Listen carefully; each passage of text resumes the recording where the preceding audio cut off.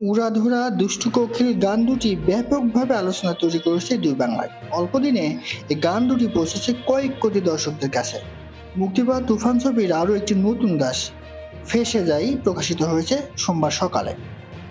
অন্তর্জালে এই গানটির প্রশংসায় জোয়ার বইছে। নেটিজনরা বলছেন, কণ্ঠশিল্পী হাবিবের গাওয়া সুইট রোমান্টিক এই গানে পুরোপুরি জমে গেছে শাকিব খান ও মাসিমা রহমান নাবিলার কেমিস্ট্রি।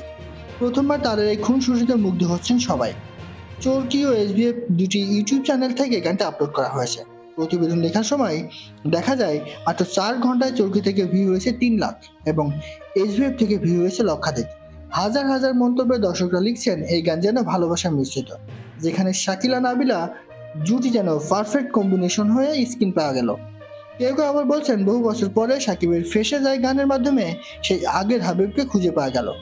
রায়হান রাফি পরিচালিত তুফান ছবির এই গানটি লিখেছেন তন্ময় পারভেজ, সুর সঙ্গীত করেছেন আরাফাত মহসিন। আলফাই প্রযোজিত ছবি তুফান বাংলাদেশেও পৃথিবীর 15 দিনে একযোগে চলছে। বিভিন্ন দেশের পরিবেশকরা ফেসবুকে জানাচ্ছেন, অস্ট্রেলিয়া, দুবাই, যুক্তরাষ্ট্র, লন্ডনে এই ছবি দেখতে প্রবাসী বাঙালিরা ভিড় জমাচ্ছেন। অন্যদিকে মুক্তি 2 সপ্তাহের মধ্যে তুফান বাংলাদেশের রেকর্ড পরিমাণে আয় করে ইতিমধ্যে ব্লকবাস্টার হয়ে উঠেছে। পরিচালক রায়হান রাফি জানান, তুফান ইন্ডাস্ট্রি হিটের দিকে আগুচ্ছে। এখনও দেশের মাল্টিপ্লেক্সগুলোতে সর্বাধিক শো চলছে।